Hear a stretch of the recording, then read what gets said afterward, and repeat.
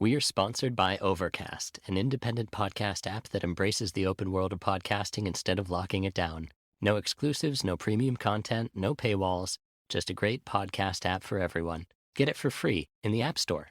Welcome to Muffed Movies, where we act out your favorite films using only our memories, our voices, and some tiny notes. I am your host, Mark Soloff, and this episode was recorded in May of 2020 with special co-host Andy North. Enjoy! Welcome, ladies and gentlemen, to Blaster Podcast presents Muffed Movies! Labyrinth. It is a time of strife for Sarah Williams, the girl from Earth who's been sucked into the goblin realm. Jareth, the evil goblin king, has stolen her little... not son, her little brother. Her brother Toby, and will change him into a goblin upon the stroke of 13th hour. Can Sarah navigate the labyrinth and its mysteries in order to free her brother? Or will she fail and be forever condemned to walk the labyrinth? Smash cut! You there! Dog of eternal stench. You there! Big fellow! What? What? Are you talking to me, Sarah Williams? Well, do you see any other big fellows around here? Yes. Behind me are my two friends, Ludo, the great big wampa, and Hoggle, the leathery-faced, gross-looking dwarf guy. Woof! Who are you, you little talking dog dressed as a Renaissance nobleman? Got it in one! I'm Sir Didymus, a small talking dog dressed as a Renaissance nobleman. I can't let anyone go over this bridge to the other side of the bog. But, Sir Didymus, surely you must know that that bog is made out of piss water, and it's disgusting. And we need to get over the bridge. If like our toe touches that fluid, we will stink forever. Yeah, I'm afraid that no one can cross over the bog of eternal stench unless they give unto me pictures of their feet. It's a vow that I took, and I shan't break it. Well, I don't have any pictures of my feet. Yeah. I just show you my feet? Well, that's a good start. However, luckily for me, I have the on-camera from which I can get pictures for my own future perusal. So, let me get this straight. If I let you photograph my feet, then you'll let us cross? That would seem to be the long and the short of it, fair maiden, for I have made a solemn vow. I would sooner die than break it. Wait a minute, Sir Didymus, what are you going to do with these pictures of my feet? Something honorable. Certainly. I'm a knight. What is it? I am on a mystic quest. I have made a vow to take that I can't allow anyone to not give me pictures of their feet. A small splat of bog filth falls next to Sir Didymus, and everyone turns in the direction of the thrower. They see the swamp pervert. Sir Didymus, you're late for jerk-off club. No. Don't forget to bring your foot shots. I've never seen you before in my life. Well, we don't want to start jerking off without you, Sir Didymus. Go away. I'll be there. I won't be there later because we've never met. Shut up. Mr. Foot. Sir Didymus throws an acorn at the swamp pervert who Ooh, right at my a horn. I've never met that man before in my life. Sarah crosses her arms. She looks at Ludo. Ludo? Ludo, the giant half ape, half ogre, steps in front of the diminutive knight. Ludo, don't like perversion. Now, big fellow, you wouldn't want to go yucking any yums now, would you?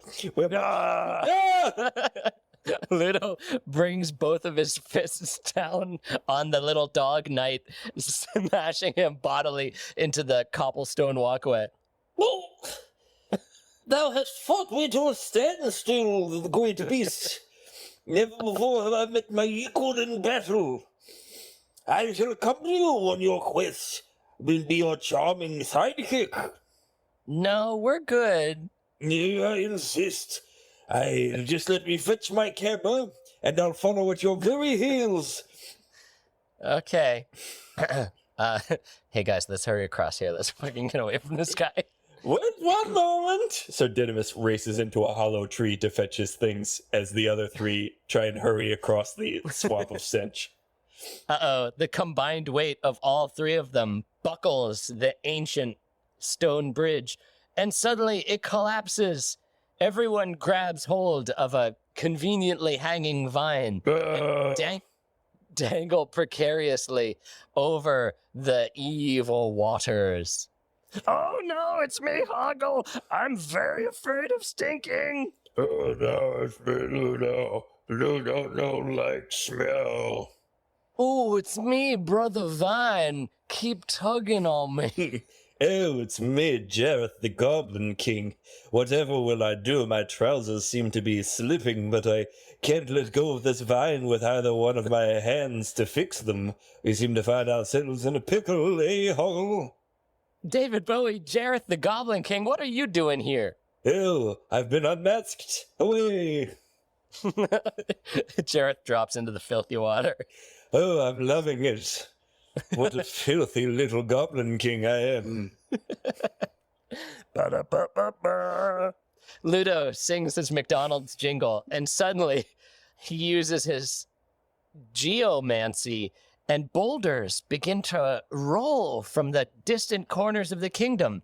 These sentient rocks. You're out of touch. You're out of time. I don't know what song that is. It's out of touch, baby. Is this another one of your like classic rock songs from the 1980s? My classic rock. We're all.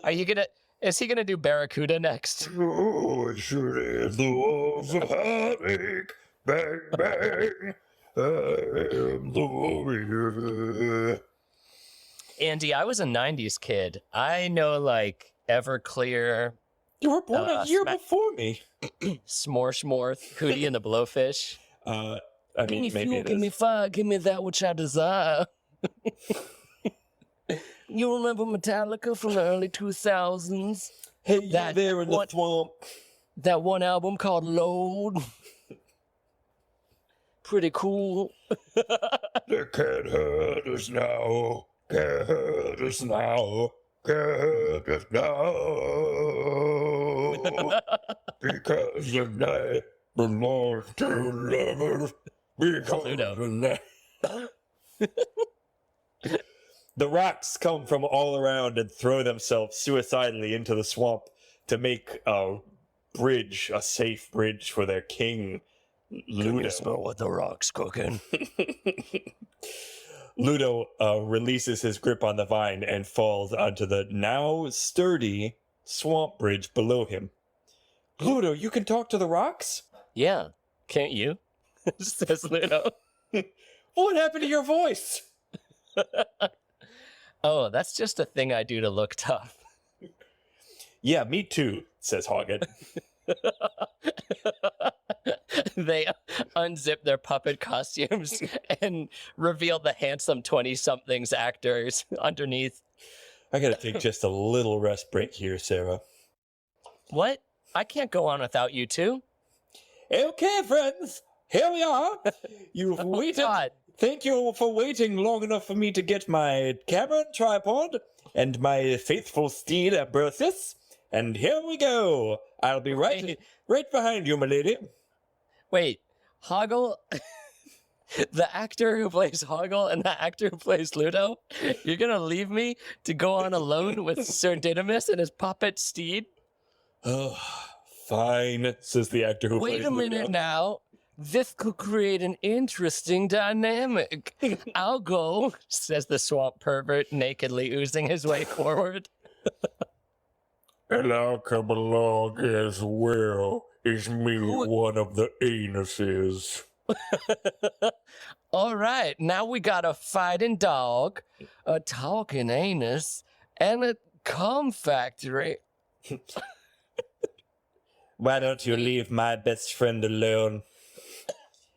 Hello, my lady. I have returned. I have returned to save you from these gentle minutes, Mia the worm. Oh no, everyone, it's the worm. Run away. He bored into the chests of the great next romancer, James Beavis. Come, Call back. come back here, swamp pervert. Your next. No. Ew. Oh. The worm chases the swamp pervert into the anus. I'm cool with it. Keeping all three occupied for the time being. Quickly, milady, before these ruffians figure out what's what. Okay. You and me, smaller pervert. Sarah, insert. Oh, what? Okay. I thought we were going to get real interesting and set this one on random, but let's all go. 15 minutes. 15-minute break is over. Yeah, I mean, this isn't a union shop. Okay, guys. I feel like we're really making some headway now. We're past the disgusting swamp, and we're going into... What? Who you call disgusting? You, swamp. Why, just because I'm big and gross and full of anuses that talk, and a man just chased another man up one of my anuses? Yes. And furthermore, you're considered like a punishment by the people of this kingdom. Jareth threatened Hoggle by saying he would throw him in the movie version. He what? Yeah. Boy, oh boy, this is how people are talking about me behind my back. I'm trying to do self-care over here, and it turns out that everybody's a two-faced hypocrite. And maybe I'll go back to living not my best life and covering up my anuses and not smelling so bad, because I guess y'all just hate me so much. Yeah, you're bad. You're fucking swamp. Get out of here. Call me when... What? Call me when you're a pond, you piece of shit. Sarah spits into the swamp. Anyway, she says, turning into the next scene, smash cut. Another set of woods. Oh, man.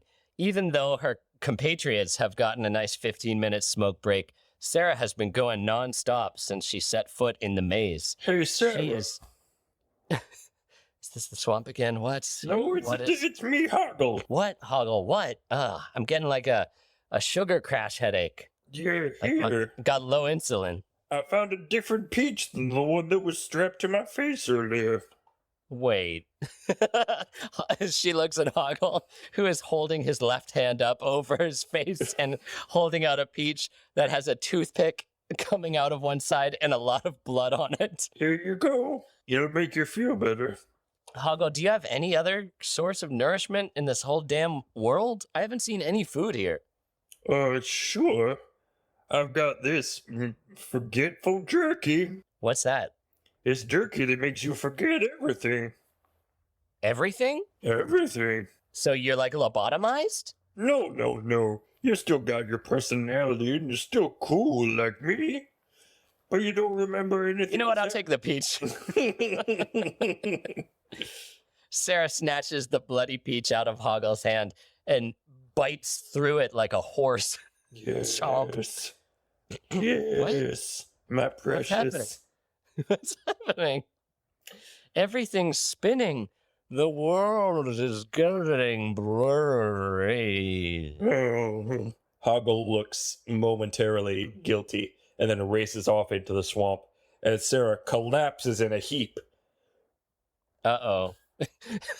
Ludo takes a protective step in front of her as Sir Didymus greedily fingers his camera.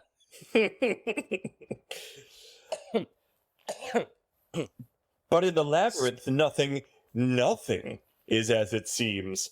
The heap that Sarah collapsed into was not a heap at all, but a bunch of MC Escher-style fragments that begin whirling around her. Oh, in some sort of phantasmagorical dream, baby. Like a Sailor Moon, Sarah's former clothes are replaced in an animated sequence with Edwardian ball gown. Her hair is puffed up. Hello, are you talking ball gown? I'm Eduardo Ballgown. Welcome to my party. You're going to have to get rid of those eyebrows. They'll never do. Wow, ouch. Ouch, I burned you. You can pick up your face. Yeah. Sarah looks on the hallucinatory ballroom floor and sees a mask that looks exactly like her face. She puts it on and covers her face, and suddenly she is wearing the makeup of a teenage woman. She looks down and sees that she is elegantly dressed, and all around her are people, lords and ladies of the fairy court, dancing in courtly fashion, wearing grotesque, frightening masks, much like in that one scene in Sweeney Todd. You know, the musical. You guys probably haven't heard of Sweeney Todd. It's culture. It's the best Johnny Depp movie! Hello. Ooh, it's me, a man wearing a Tim Curry mask. And I'm here to transcend your expectations. The man pulls the mask off of his face, revealing it to be the beautiful face of David Bowie, the Goblin King. The Goblin King. The Goblin King! Let's dance, baby. All the party guests split out from the tit out, creating a dance circle. Staying Alive begins to play. And Jareth takes Sarah's hand and leads her flamboyantly into the middle of the dance floor. Your musical references just skipped one decade. Yeah, I told you I listened to classical music, like Staying Alive. The Bee Gees, baby. Whether your brother, whether your mother, you're staying alive, staying alive. Shiver, shiver, singing, and everybody's breaking and staying alive, staying alive. Staying alive. Oh no. Cheech and Chong are taking long, audible, monopoetic riffs from their bong, signaling an end to the dance sequence. See you later, man. Dave's not here, man. No. A bunch of cool weed smoke fills the room. It's the coolest and legal now in some states. When it blows away, Sarah is no longer at the party, but in a field of junk? Oh no, it's like a metaphor for, I don't know, being a teenager and having premarital sex? Nobody really knows. No one can know, because no teenagers have ever done that, according to my life experience. Sure, Mark, sure. I'm winking at the audience right now. Who's that laughing? Sarah says, whirling around in this, like, apocalyptic field of junk. Nothing, dearie, nothing. What's your name? I'm Sarah Williamson, the only human available. Oh, well, I'm literally named the Junk Lady. Oh, that's a shame. Well, it's nominative determinism, because it turns out I love living in a junkyard and being made of junk. Excuse me, I wasn't a literature professor. What is the phenomenon behind your name? Nominative determinism, you piece of shit. It's when, God. a baker is named, Puffy Rolls or something. When your name seems so well suited to your job that it's almost as if you took the job because of the name. Sarah is condescendingly laughing at this academic nerd. Hey, shut the fuck up! Okay, junk lady. Let me write this down in my notes. Don't! I mean, it is my name, but it sounds like an insult when you say it. Sarah nudges the camera operator. She rolls her eyes. Whatever, Noid. Hey, don't break the fourth wall to make fun of me. Oh no! Suddenly the fourth wall and fifth wall shatters, and the The junkscape falls apart, crumbling. The junk lady is swept down an enormous metaphysical drain, and Sir Didymus reaches his tiny paw out. Sarah, grab my hand. I'll save you from that unnecessary junk montage. Sarah reaches out a hand towards Sir Didymus, who slaps it away. Fuck you. No, not like that. That's not what Daddy needs. Sarah rolls her eyes and gives her hand to Ludo, who hauls her out of the trash. Oh, cock block? Did someone say my name? No, not you, cock block. There's a square chicken that rolls into the scene. That right there is a better joke than anything in the actual movie. Oh, thank you. Thank you.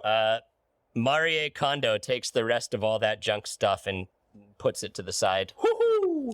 Let's go to the Goblin King Castle. Sarah follows Ludo and Sir Didymus out of that junky junk, and they present her with the castle gates. Ah! Unsurprisingly, the castle gates to the Goblin Castle are grimy and gross. Game of Thrones? This is not. You will not pass. Excuse me? Who's this? What? Ass, cash, or grass. No one gets into the Goblin King's castle for free. Oh, man. The mouth of Sauron, you know, from that one deleted scene, pokes its head over the wall of the castle gates. Its gross tooth head is just like slavering words down at them. Ugh. So what do you say, Sarah Williams? Grass. You've solved my riddle. The doors pop open with a pressurized psh. Sarah and her party casually saunter past the tooth-faced monster, and she hands him a wad of earth just pulled out of the ground. Here's your grass. Got me again. That sticky icky. Hello. Wait, what? Hello. Hello? Who's this? You will not pass. Oh, Gandalf, get out of here. What? No. Gandalf's looks- a pussy compared to me. Sarah stares at like a giant suit of armor that is obviously steampunk and could only be controlled by someone operating the inside. Who are you then? I'm the steampunk knight, and to pass, you must beat me in single combat or answer my steampunk riddles. God damn it, is everything a riddle here? All right, you know what? Just for the sake of my improv partner, I'm gonna have a fight instead of a riddle. Thank you. It's almost as if you noticed that whoever asks you to answer a riddle doesn't actually have a riddle thought up in advance. Like, can you imagine if every time a scene changed, I asked you to do like a vaudeville number that you just made up? No. What That'd be weird. unbelievable pimping. Speaking of unbelievable pimping, motherfucking Snoop Dogg sneaks up behind the steampunk knight and just slaps it with the back of his hand. The knight, its torso spins around, and now it's facing the wrong way. Ow. Sticky, icky, icky. Sticky. It's so sticky. Snoop Dogg vanishes in a reference cloud. And Hoggle, using his trademark I'll save you move, is seen standing atop an even higher wall. I may regret this tomorrow morning. Bonsai! Hoggle jumps onto the steampunk knight's head, Oh. punches with all of his urine-soaked strength. No, don't, my delicate electronics. The head pops off, and inside, there's just a little goblin piloting it. Why don't you go and stick it in your ear, Hoggle? You ain't supposed to come in here. What? Hoggle takes out an ice pick and starts repeatedly stabbing the goblin in the neck, face, and chest. Oh, shit! Fuck you! Fuck you! Fuck this world! Hoggle, no. The steampunk knight, now driverless, whirls and spins out of control. It crashes into an active volcano and explodes, shattering the entire apparatus and sending lava flying into the courtyard, which spatters over Hoggle's flaming body. Jesus Christ. Sarah looks as the body of Hoggle burns to a crisp, his heroic sacrifice complete. One of his eyes rolls away from his mutilated corpse and rolls to a stop at the foot of Sir Didymus. Well, dibs on the feet.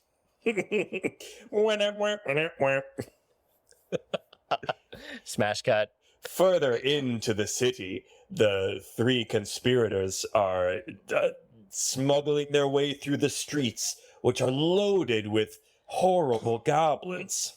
We see these awful goblins buying apples in the market, sending their children to school, and giving birthday cards to goblins in the old goblin nursing home. Stop taking our joblins. I say. What is it, Sir Didymus? This infiltration is not honorable, milady.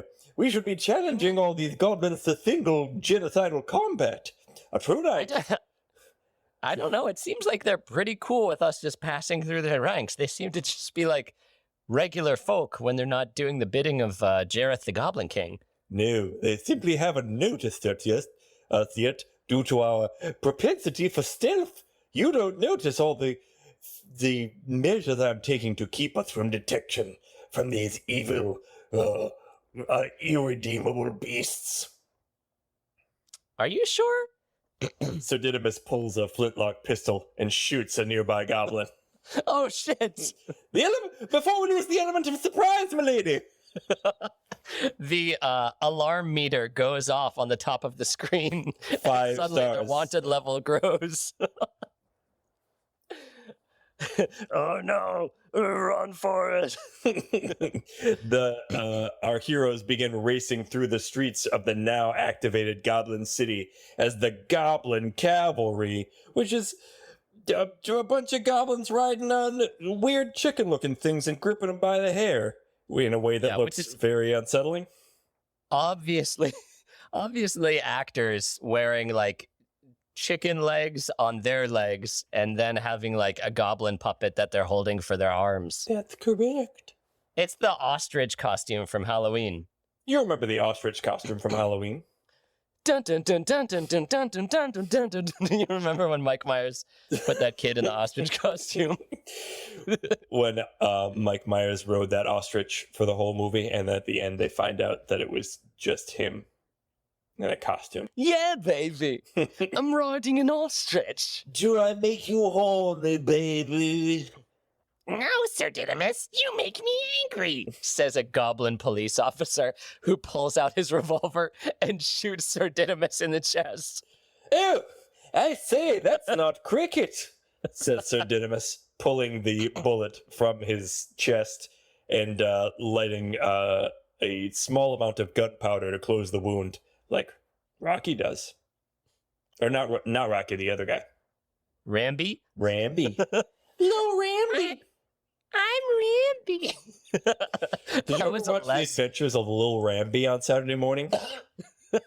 Yeah, it was after Muppet Babies and before James Bond Jr. Yeah, it was surprisingly violent. He just murdered a bunch of Vietnamese kids.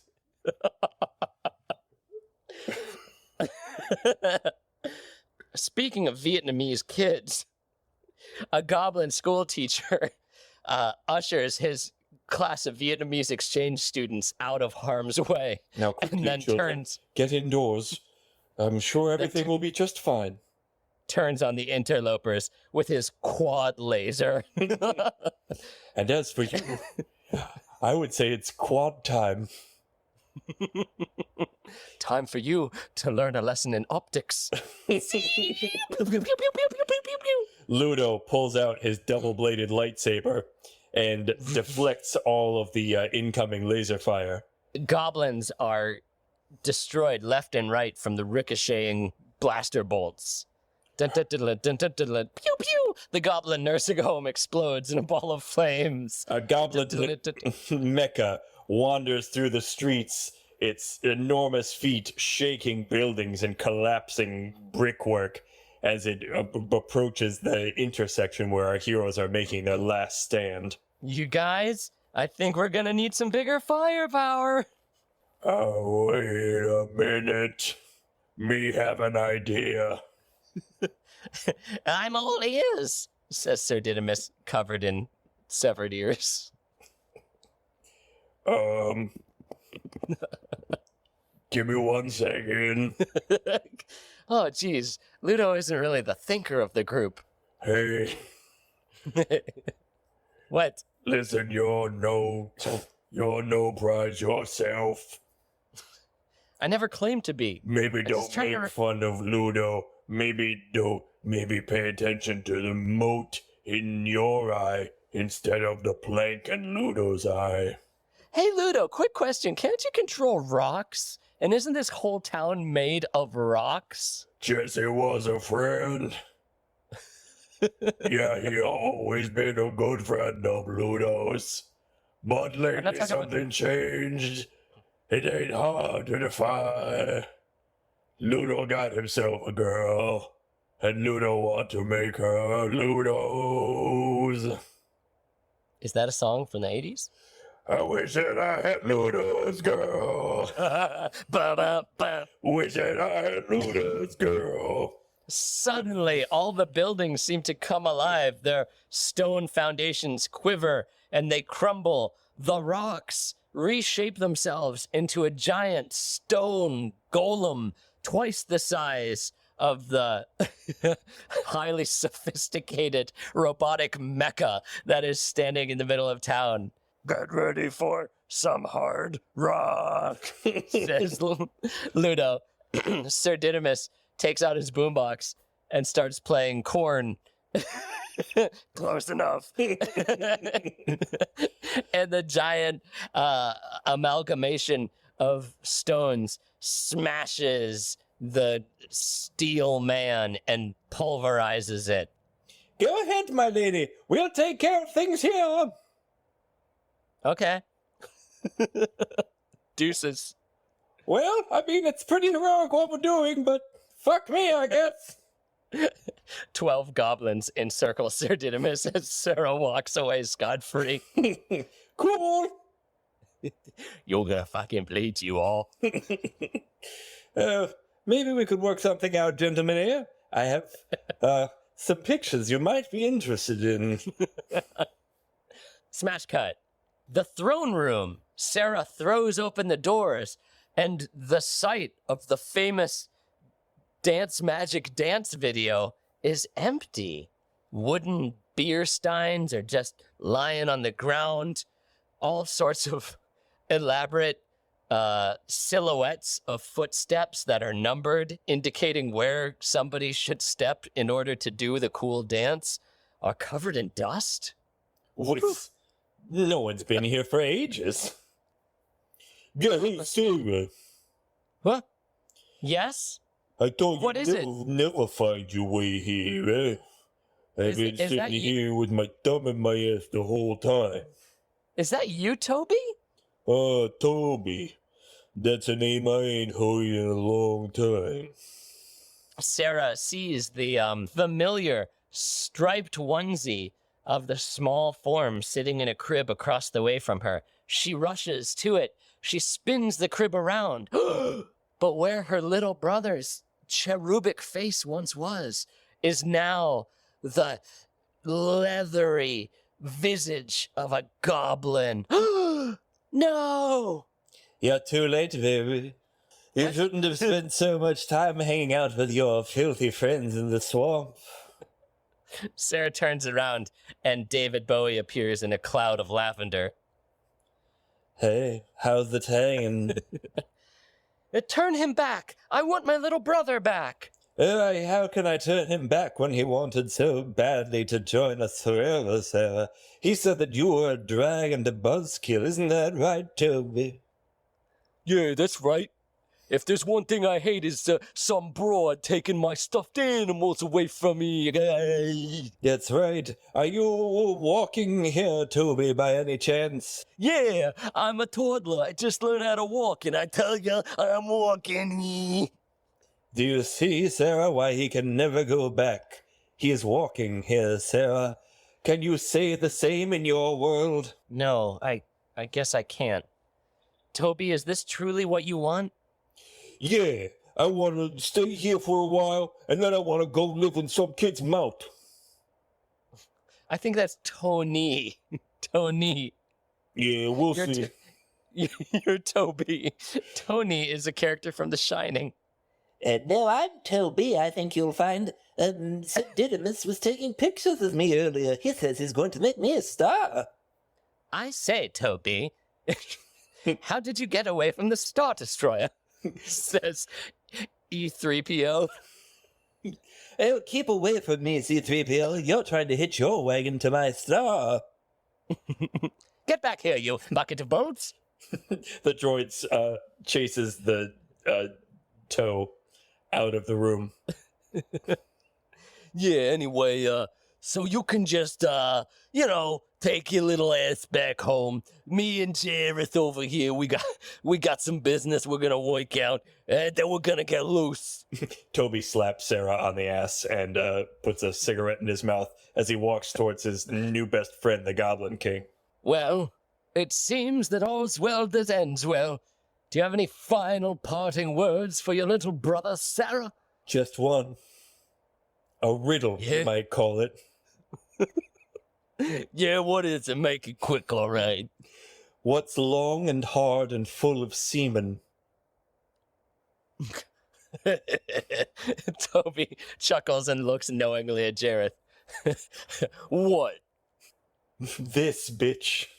Sarah pulls out a 6-shooter from her, from behind her back that she stole earlier from Sir Didymus, and starts fanning the hammer back as she dives behind the Goblin King's throne.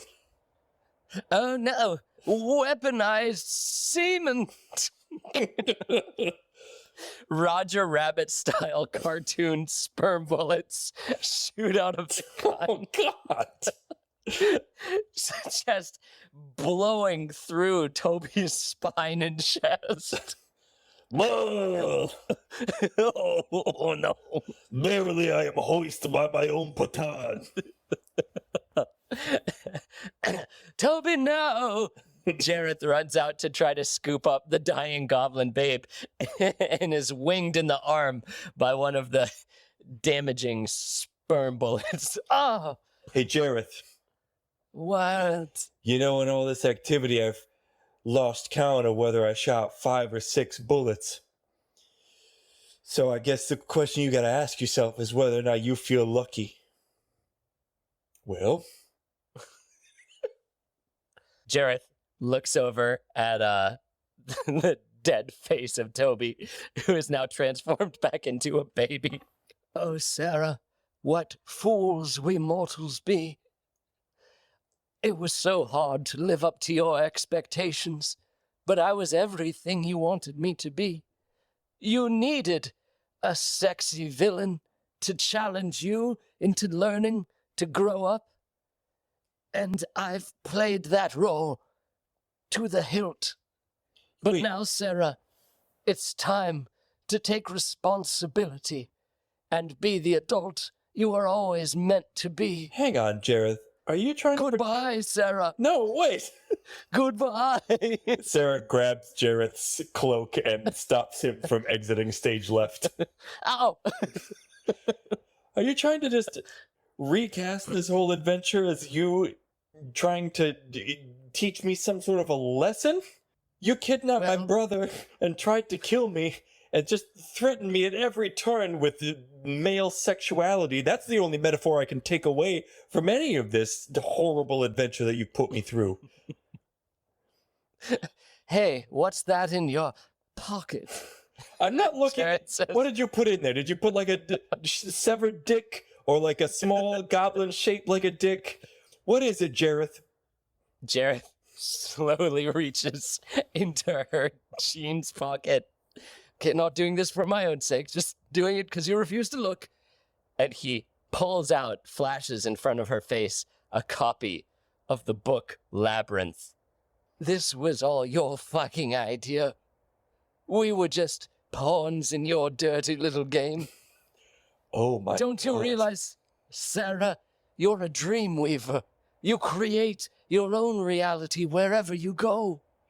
Sarah takes the Labyrinth books from Jareth's fingers and flips through it, looking at the words that she herself has spoken, the illustrations of horrible little fairy and goblin creatures, the sketches of dicks in the margins that she's added over many a bored afternoon. Oh my God, I do create my own reality, and you have no power over me. Yeah, no shit. What? Shh. Language. Okay, anyway, Sarah, so basically, you know, lesson learned. We've all come out the other end of this adventure for the better, except for Toby, of course. And, hey, what's that last page say? Sarah flips to the last page where Jareth has obviously scribbled into the margins a picture of him turning into an owl and flying off to Whore Island. Oh, well, I guess it's in the cards. Wait, Jareth. Oh.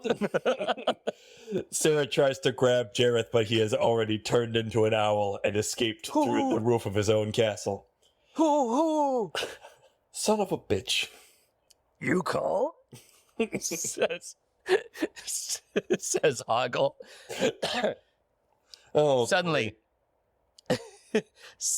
Sarah is standing next to Hoggle in her own bedroom back home. She blinks and looks around. Everything is as it was, except Hoggle is standing there. Well, with a sheepish look on his face. Well, this isn't exactly what I was hoping would happen. She closes her eyes and rubs them and opens them again, but Hoggle remains standing in the middle of her bedroom. So, Sarah, it's almost 11. Your parents are coming home soon. We gotta bury an infant. Sarah races into Toby's bedroom and throws aside the covers to reveal a happily sleeping Toby. Oh, not that infant. Wait, what? Labyrinth,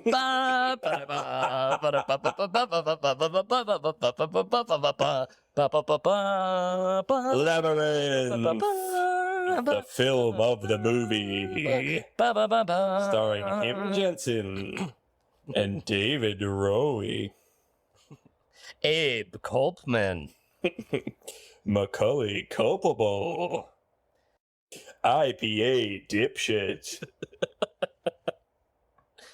Abracadongro, Jennifer Croutons Dangerhead, Virtual Boy, the game, with special appearances by Korn, Torrance of Arabia, iPhone Penis. Oh my goodness. Oh boy. Nothing like a good old wind down after a long improv. Yeah, this was a long recording session, but I don't feel I've had the air conditioning cranked up, which I feel like helps a lot. Oh, nice. It's so we are recording on May 8th, 2020, and I'm in Chicago, and it is like unusually cold. It's like 40 degrees outside, but I'm still sweating balls. Yeah, it's an occupational hazard for doing muff movies. Happy Star Wars Day, by the way. It's May 8th. May the 8th. Hey. And furthermore, by the time this is edited and published, it's probably going to be at least halfway through summer, if Look. not into fall. Look. What is it, Obi-Wan? Use the eighth eye, the 8 eyes I gave you, Luke. Remember, I sewed extra eyes into your body while you were sleeping. That's the secret of the Jedi. That's why it hurts when I sit down. Luke, use your poison mandibles. Luke bites the Death Star. It explodes. Yeah! Oh, Han Solo and Chewie fuck fly out of there in their hands Lenium Handkin. They fly out of one of the anuses of the stench swamp right before it farts. Billy D. Williams desperately claws the sky, left behind in the movie Labyrinth. No, don't leave me behind. Hey, you think swamps are cool, right? Says the swamp, sidling up to him. I sure don't, friend. Oh. Mark, you got anything to plug besides this swamp anus? Oh, yeah, baby. If you haven't already, please subscribe, rate, and review. And even more importantly, please support Mark Soloff on Patreon. You can do it on a case-by-case basis, so every time, like, we make a dick joke in the Labyrinth episode, someone gives you $5, maybe. Oh my God, I wish. From your mouth to God's lips. Wait, so I'm kissing God? Yeah, I'm trying to slowly turn you into an immortal by having you make out with God. Okay. Andy, do you have anything you'd need to plug, babe? Nope. Nope. I just hope you're all having a good time. I mean, I would plug this. Who knows, though? This is going to be released in like 3 months. I don't know if I'll still be doing this thing. What thing? This, don't worry about it. It's a secret project. I'll tell you what you need to know. Andy, I really wanted to have Toby be actually dead. I know you did. But you just couldn't. Well, that's not what the Labyrinth is about. Even our version of the Labyrinth, I don't feel like. I feel like it's Toby is alive, but also Hoggle is alive. And that's kind of a metaphor for adult life. You know what I mean? No. I think that in Muffed movies, you're the Winona Ryder and I'm the Christian Slater of this Heathers. You're willing to like go along with the murders, but only to a certain extent. Right. I'm very much an accomplice in a lot of this, but if I can have the last word, I am going to not have a child be murdered. I let you have the semen bullets, you know. You, Andy, you made the cum bullets. No, that Wasn't my. No, you were No. like, what's long and hard and full of cum? But we have already established that in A this summary. universe, riddles don't make sense. So the actual riddle was it was a gun with normal bullets, and you had it shooting anthropomorphic gobs of semen. Roger Rabbit comes. But otherwise, like, why would it be full of cum? No, I said long and... You've never heard that joke? What's long and Yeah, hard? it's a and full of submarine. semen? Yeah, okay. I thought you were going to have a submarine drop out of the sky and crush them. No, it's way too meta for that in Muff movies, baby. Mm. A submarine falls out of the sky and crushes Mark Soloff.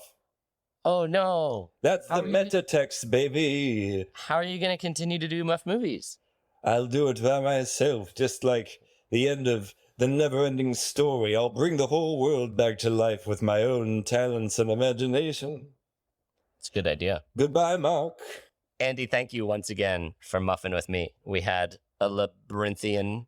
We had a minotaur. We had a good time. We did have a good time. Thank you for muffing a labyrinth with me. It was fun to revisit as a grown-up. And now we can put it to bed forever. Good night, everybody. Thank you for listening, everybody. Smell you later. Yo, my brother's calling me, so I'm gonna get off real quick. Okay, bye. Leave that in the recording. I haven't stopped recording on my side yet. Okay. I had fun, Andy. Thank you. Me too. Bye, Mark. Bye. Hello? Hey, brother, how you doing?